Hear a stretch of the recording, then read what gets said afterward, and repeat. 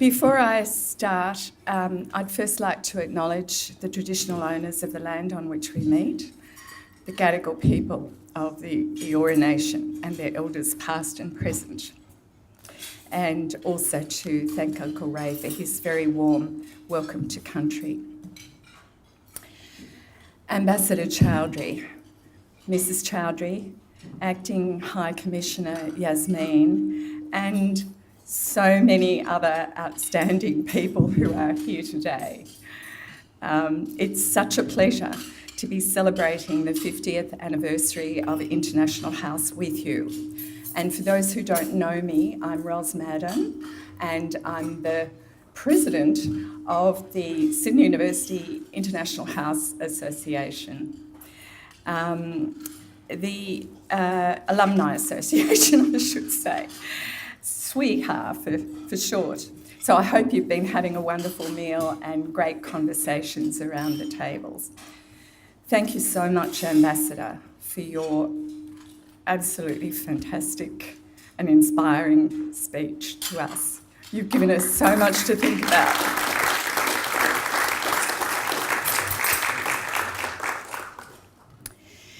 2017 has been a year of celebration of the International House, and the alumni have been delighted to partner in and be part of the special events.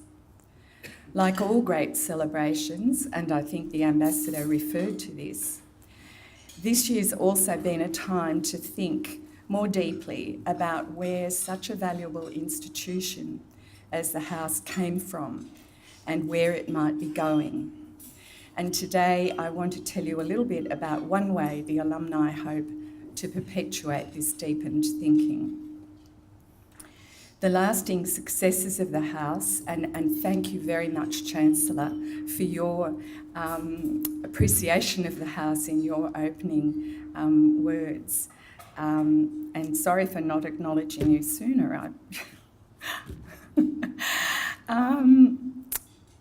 The lasting successes of the House are evident in its positive, unblemished reputation in the university, the ongoing vibrant resident culture, the dedication of the current director and staff in upholding the ideals and standards of the House, the value that more than 6,000 alumni continue to place on their experiences here, and the alumni and resident partnership with Rotary in the establishment and ongoing support of the Bow Children's Hospital in Sierra Leone.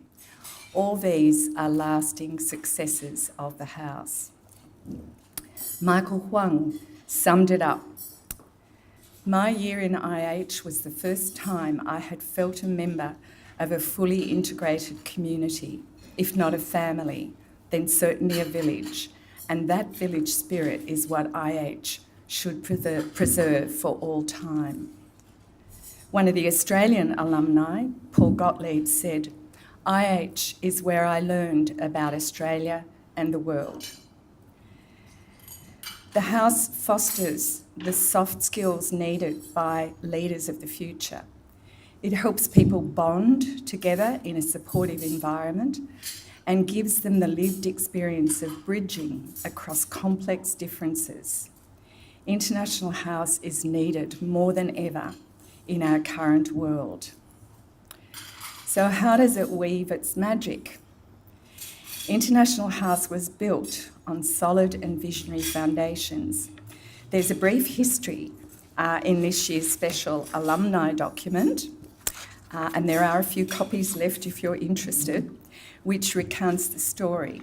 The inspiration and idea of the House actually came from the Students' Representative Council, and there are some notable past office holders of the SRC here.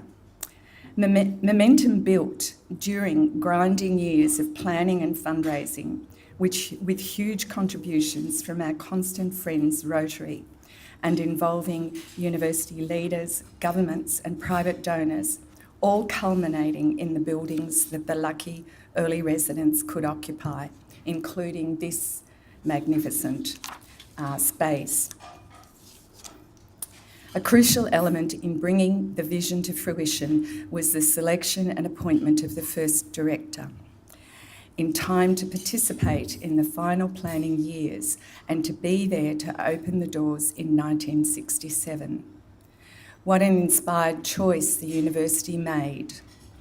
Graham de Graaf turned the vision and these buildings into a living organisation with standards and customs that supported the vision and the constitutional objectives of the house. IH became a home where values were visible and activities were fun and often uplifting. Graham set clear expectations of residents and built the soft infrastructure into which would be placed the practices, the standards and the ceremonies of the place we love. This all took vision, resolve, hard work, humour and practical philosophy. There was a second magic ingredient. Loris Elms has been a major and luminous presence in the house since its founding, throughout Graham's 22 years as director and since, still attending major functions and giving generously of her time and counsel to younger musicians. Loris Elms is best known to the wider world for her stellar musical career as a magnificent contralto and mezzo-soprano. Somehow, while fulfilling a busy international schedule, Loris made time to attend functions at International House and to enrich us with special performances. She's loved and appreciated personally and for inspiring music as a permanent feature of life at International House. In 2017, alumni have celebrated the successes of the house and reflected on their special ingredients. The words of Ruchir Punjabi represent the views of many people. There are few things in life more enriching than sitting around the International House dining table, full of people from different countries discussing their cultures, background, and world events. It made me a global citizen in a way nothing else could have. Our round dining tables and the egalitarian and stimulating environment of the house was celebrated in the 50th anniversary round table in July this year. Putting all this together, alumni have decided that we would like to honour Graham, Loris and our round tables more permanently than just in 2017. So the alumni are today announcing that we will fund an International House de Graaf Elms biennial public roundtable. And now I shall read you the bureaucratic blurb which will be sent to the university. The roundtable will promote international friendship and understanding, reflecting the objectives of the House.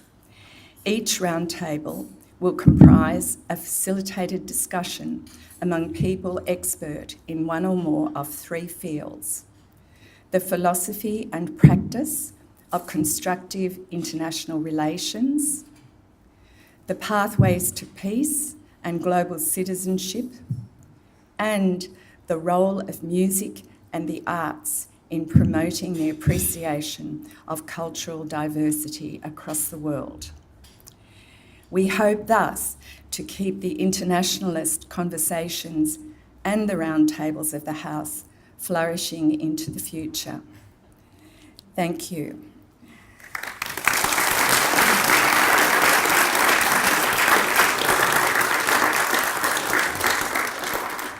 And I'd like now to introduce to you one of the dynamic current residents I spoke about, Stephen Sanders, Chair of the Members Association.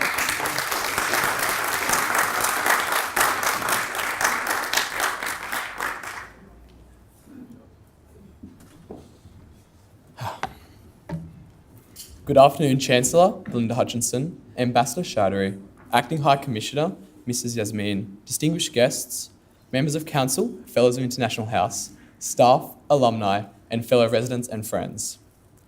I would like to firstly thank Chancellor Hutchinson Uncle Ray, Dr Ros Madden, and especially the Chancellor, the Ambassador, for your inspiring and enlightening words. It was a true pleasure listening to you all speak. Thank you very much.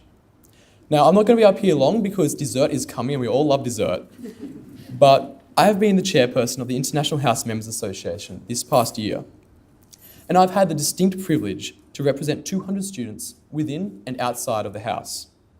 Of course, an organisation such as this cannot cater to the needs and wants of every student, especially when dealing with the incredible diversity that is seen in IH. Sometimes, this has made my job slightly harder than expected, but I've always tried to take it in my stride, and I honestly believe that without the innate diversity and unique nature of each of its residents, IH would simply be just another residential college, and not the tightly woven family that becomes every single year. The variety of people at IH is a truly unique legacy that has existed for over 50 years.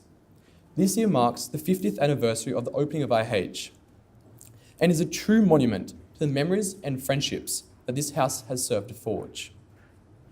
I recently attended the Pioneers Lunch and was astounded at the way alumni of IH had remained in contact through the years.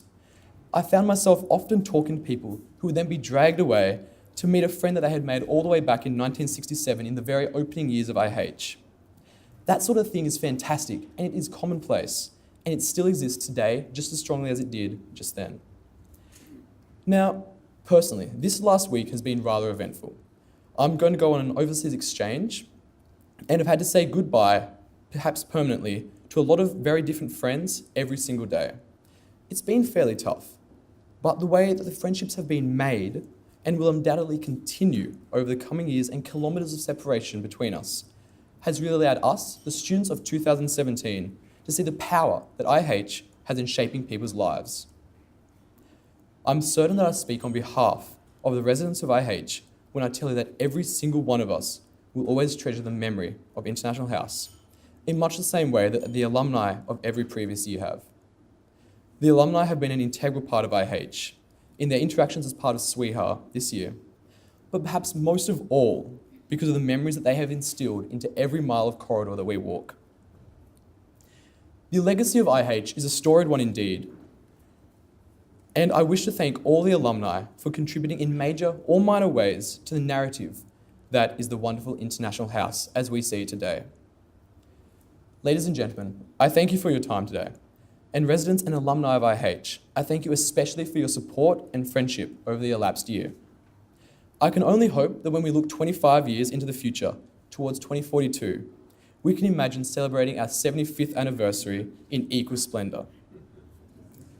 Please enjoy the rest of your afternoon. I certainly am going to, and I've been speaking to some of the kitchen staff, and I hear that dessert is fantastic. So I'm on table 2 if anyone wants to donate some dessert.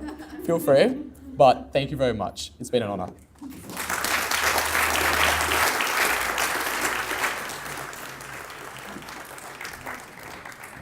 Thank you, Stephen, and thank you, Ros, as well. Firstly, I'd like to thank all of the speakers today, to Uncle Ray Davison for his warm welcome to country, to the Chancellor for her welcome and her address. Ambassador Chowdhury, it's an honour to have you and Mrs. Chowdhury here today, and thank you again for your wonderful keynote address and for making the long trip from New York to be here. To Brianna Watson for giving thanks for the meal, to Steve Mark for his speech, and thank you to the Ambassador, to Ros for her alumni address, and to Stephen for his resident perspective. Thank you also to the Geist Quartet for their wonderful music. The Geist Quartet are all postgraduate students of the Sydney Conservatorium of Music. They were formed in 2015 and have played all over the world, including the United States of America, Germany and Italy, and I'm sure they're available for bookings if anybody is interested. I would like to take this opportunity, yes, thank you.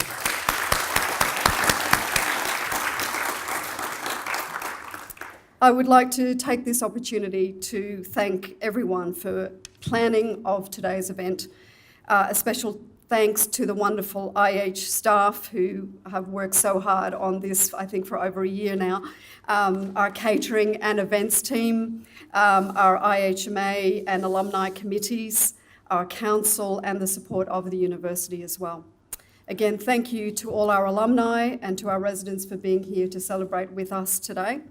And finally, I would like to think that International House, in its own way of fostering international understanding and friendship, has played an important role in helping to develop over 6,000 global citizens and a culture of peace here at Sydney University.